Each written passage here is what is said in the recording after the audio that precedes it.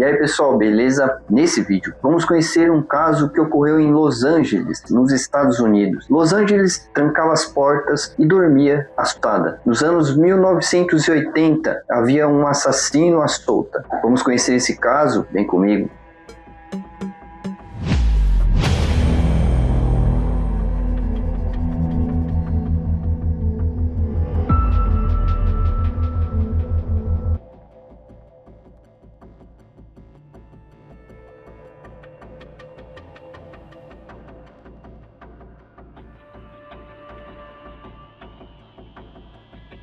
Richard Ramirez nasceu em 29 de fevereiro de 1960 em El Paso, no estado do Texas. Seu nome completo era Ricardo Leiva Munhoz Ramirez. Ele cresceu em uma família numerosa e durante sua juventude esteve exposto a ambientes violentos e influências profundamente problemáticas. Uma delas veio de um primo mais velho, veterano da Guerra do Vietnã.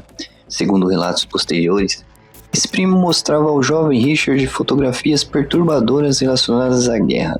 Ramirez ainda presenciaria um episódio extremo de violência envolvendo esse mesmo homem. Esses acontecimentos são frequentemente citados quando sua juventude é analisada. Mas existe uma distinção fundamental. Uma infância problemática pode ajudar pesquisadores a compreender determinados fatores da formação de alguém. Ela não justifica as escolhas que essa pessoa fará posteriormente. E Ramirez faria escolhas devastadoras. Durante a adolescência, começou a se envolver com drogas e pequenos delitos. Abandonou os estudos. Com o passar dos anos, seu comportamento criminoso se intensificou. Eventualmente, deixou o Texas e foi para a Califórnia. Ali, em meio à imensidão de Los Angeles, poderia desaparecer entre milhões de pessoas, e foi exatamente o que aconteceu. No início dos anos 1980, Ramirez já acumulava problemas com a polícia relacionados principalmente a delitos menores, mas alguma coisa estava mudando. Os crimes começaram a assumir outra dimensão. Um dos primeiros homicídios posteriormente associados a Ramirez aconteceu em 1984. Uma mulher foi encontrada morta dentro de sua residência em Los Angeles. Na época, porém, aquele crime ainda não fazia parte de uma sequência claramente identificada pelas autoridades. Isso seria fundamental, porque uma das maiores dificuldades enfrentadas pelos investigadores era justamente perceber que ocorrências aparentemente diferentes poderiam ter sido cometidas pelo mesmo homem. Ramirez não seguia um padrão simples. Em algumas situações, invadia casas para roubar, em outras, atacava seus moradores. As vítimas apresentavam idades e características diferentes. Os métodos também podiam variar. Para os investigadores, isso criava um quebra-cabeça. Normalmente, quando policiais procuram um criminoso serial, padrões comportamentais podem ajudar a conectar diferentes ocorrências. Mas e quando o padrão parece ser justamente a ausência de um padrão rígido? Era esse o problema. Em 1985, a situação explodiria. Entre a primavera e o verão de 1985, ataques violentos começaram a provocar medo crescente no sul da Califórnia. Casas eram invadidas durante a noite. Algumas vítimas sobreviviam, outras não. Os investigadores começaram a encontrar elementos semelhantes entre determinadas cenas. Informações fornecidas por sobreviventes também se tornaram fundamentais. Aos poucos, surgiu a descrição de um homem jovem, magro, de cabelos escuros, mas ainda faltava um nome. Enquanto isso, os jornais acompanhavam cada novo desenvolvimento. A televisão repercutiu os ataques, e a população percebia que alguém aparentemente estava entrando aleatoriamente nas residências. O medo ganhou um apelido: Night Stalker. A expressão rapidamente se espalhou e produziu um efeito psicológico devastador, porque ninguém sabia onde ele apareceria novamente. Não existia uma única região aparentemente segura. Não existia um único perfil de vítima que permitisse a alguém pensar: ele não está procurando pessoas como eu. Fecha aspas. Essa imprevisibilidade era parte do terror. Lojas registraram aumento na procura por fechaduras e equipamentos de segurança. Moradores passaram a modificar suas rotinas e, durante algumas das noites mais quentes do verão californiano, pessoas preferiam manter janelas fechadas. O criminoso havia conseguido algo raro. Ele não estava apenas atacando indivíduos, estava alterando o comportamento de uma cidade inteira.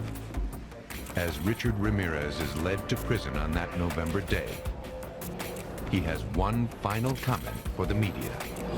Big deal. That's always went with the territory. I'll see you in Disneyland. Outro elemento começou a chamar a atenção dos investigadores. Referências ao satanismo apareceram associadas a alguns dos ataques. Símbolos foram encontrados. Sobreviventes relataram comportamentos semelhantes. Ramírez parecia utilizar aquela simbologia como parte da intimidação. Mais tarde, durante o julgamento, essa imagem seria amplificada diante das câmeras, mas naquele momento a polícia não estava interessada no personagem. Precisava encontrar o homem. Equipes de diferentes departamentos passaram a compartilhar informações. Evidências eram comparadas, descrições eram confrontadas. Cada ataque poderia conter alguma coisa que o criminoso havia esquecido. Uma impressão digital, uma testemunha, um veículo, uma pista aparentemente insignificante. O problema, para Ramírez, era simples. Quanto mais crimes cometia, maior era a possibilidade de cometer um erro. E ele cometeria. Uma das grandes pistas surgiu a partir de um automóvel relacionado a um dos ataques. O veículo foi localizado e examinado. Dentro dele, investigadores encontraram algo extremamente valioso, uma impressão digital.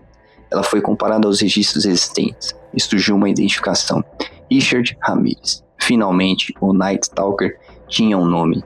As autoridades agora possuíam não apenas uma descrição, tinham uma identidade, tinham registros, tinham uma fotografia e decidiram realizar uma jogada arriscada. A imagem de Ramírez seria divulgada publicamente. A estratégia significava abrir mão de uma vantagem. Ramírez descobriria imediatamente que havia sido identificado, mas havia outra possibilidade. Milhões de olhos poderiam começar a procurá-lo. A fotografia apareceu nos meios de comunicação. Seu rosto estava nos jornais, na televisão, nas ruas. O homem que havia se escondido na escuridão agora tinha um problema. Todos podiam reconhecê-lo. Na manhã de 31 de agosto de 1985, Richard Ramírez retornou à região de Los Angeles depois de uma viagem. Em determinado momento, começou a perceber que as pessoas olhavam para ele. Seu rosto estava estampado nos jornais. Ele havia sido identificado. Ramírez tentou fugir.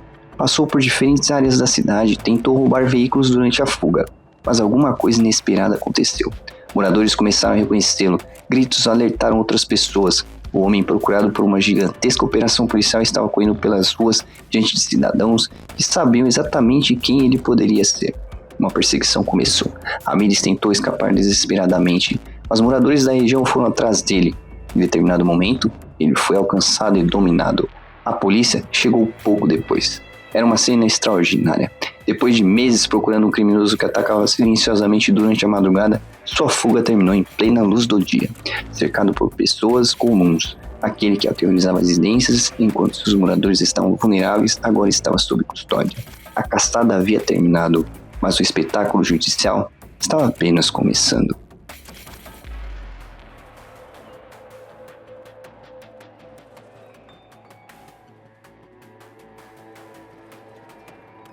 A prisão de Richard Ramírez provocou uma enorme atenção da imprensa, e Ramírez parecia compreender perfeitamente que estava sendo observado. Sua aparência, seus gestos e suas declarações passaram a ocupar manchetes. As referências satânicas associadas aos crimes ganharam ainda mais espaço. Durante uma aparição do tribunal, Ramírez chegou a exibir um pentagrama desenhado na palma da mão.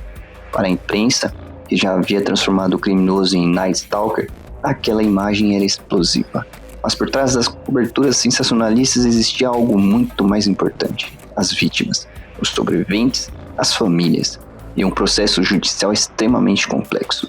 Ramírez enfrentava uma longa lista de acusações envolvendo assassinatos, tentativas de assassinato, violência sexual, roubos e outros crimes. O julgamento começou em 1988. Promotores apresentaram evidências físicas, testemunhos e conexões entre Ramírez e diferentes cenas. A defesa tentou contestar aspectos do caso. Enquanto isso, jornalistas lotavam o tribunal. O processo se transformou em um dos julgamentos criminais mais acompanhados da Califórnia naquele período. They are desires, whereas if I didn't give in to them, I would be crushed by them. I believe in the evil in human nature. This is a wicked world, and in a wicked world, wicked people are born. I'm not going to blame society, my race, or people, or anything.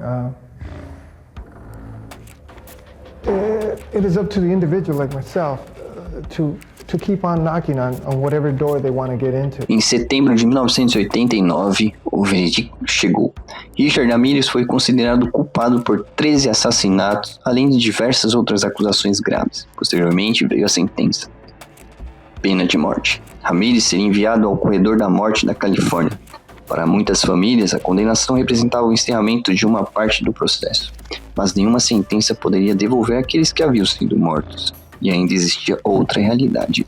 Nos Estados Unidos, especialmente na Califórnia, recursos relacionados a condenações capitais podem se prolongar durante décadas. E foi exatamente o que aconteceu. Ramirez permaneceu preso. Os anos passaram, a década de 1980 terminou, depois vieram os anos 1990, os anos 2000, e o Night Stalker continuava no corredor da morte. Richard Ramirez nunca seria executado. Em 7 de junho de 2013, mais de 2 décadas depois de sua condenação, ele morreu enquanto estava sob custódia. Tinha 53 anos. Sua morte encerrou definitivamente qualquer possibilidade de execução, mas não encerrou o interesse público pelo caso. Documentários, livros, reportagens e produções televisivas continuaram revisitando sua história. E existe um problema nessa fascinação. Criminosos como Ramirez frequentemente recebem apelidos marcantes, fotografias famosas, documentários, filmes, milhões de pesquisas na internet. Com o passar dos anos, existe o risco de um personagem criado pela mídia ocupar mais espaço do que as pessoas atingidas pelos seus crimes. O apelido Night Stalker pode parecer cinematográfico, mas aquilo que aconteceu não foi cinema. Havia pessoas reais dormindo dentro daquelas casas, famílias reais, sobreviventes reais, e consequências que permaneceram muito depois que as câmeras foram desligadas. Cocaine. Friends say the Richard Ramirez they knew didn't date and wasn't the type to commit such heinous crimes. But convicted murderer Martin Kipp, who befriended Ramirez in prison, says he heard another side of the Night Stalker. Richard told me he needed to associate gruesome violence with sex in order to be completely satisfied. He also told me that he had to violently fantasize about his victims before he could go away sexually gratified.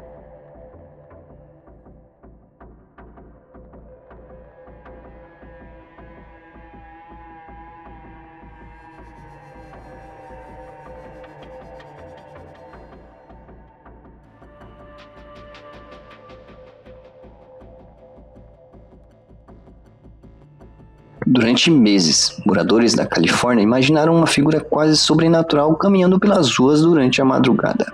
Um homem surgindo da escuridão, entrando silenciosamente nas casas, desaparecendo antes do amanhecer. Mas quando finalmente foi capturado, não havia criatura sobrenatural alguma. Havia um homem, Richard Ramirez, um criminoso que aproveitou vulnerabilidades, espalhou medo e destruiu vidas. Talvez essa seja uma das partes mais inquietantes dessa história. Monstros cinematográficos normalmente possuem alguma característica que os denuncia. Na vida real, pessoas extremamente perigosas podem caminhar entre milhares de outras sem despertar atenção. Ramirez conseguiu permanecer anônimo durante algum tempo, mas deixou pistas, sobreviventes falaram, investigadores conectaram evidências, uma impressão digital revelou sua identidade. A imprensa mostrou seu rosto. E cidadãos o reconheceram. A escuridão que havia protegido o Night Stalker desapareceu. Em 31 de agosto de 1985, ele não foi encontrado escondido em algum cenário macabro. Foi reconhecido em plena rua, sob a luz do dia. Talvez exista uma ironia histórica nisso. O homem, conhecido como perseguidor noturno, passou seus últimos momentos de liberdade tentando desesperadamente escapar enquanto uma cidade inteira finalmente conhecia seu rosto.